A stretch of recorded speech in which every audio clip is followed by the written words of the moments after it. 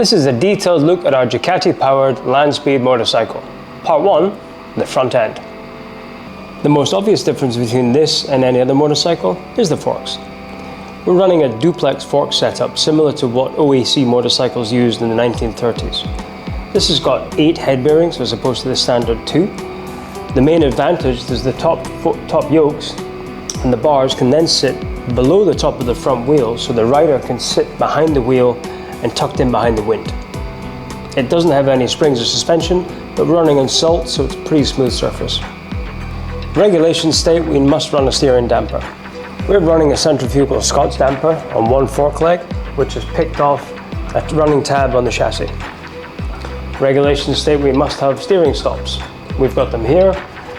They do restrict the steering, but even when they're fully out, we still have the steering turning circle of a supertanker. The bars have been tucked into the bike as much as they possibly can. Everything you see here is in the wind because this is a non-streamlined naked class. We managed to get the bars in another 60 mil from last year, so hopefully that's going to have a massive improvement in our wind resistance. The front wheel is forged from solid aluminium, along with the custom hubs. Everything was built specifically for this bike. Having the solid wheel gives us another 7 to 8% weight out of the front end, which will add stability at speed. When you're running at speeds of close to 200 miles an hour, you will eventually need to stop. For that, we've got a Brembo caliper and a large Brembo disc, all mounted to our custom mount on the forks.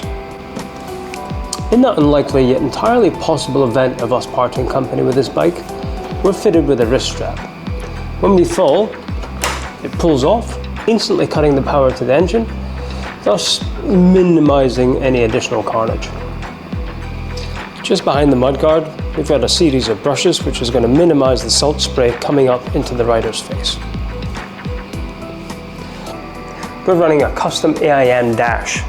This allows us to read every single ECU output, such as throttle position, air intake, temperatures, water temperature, everything we possibly can to give as much information on a run.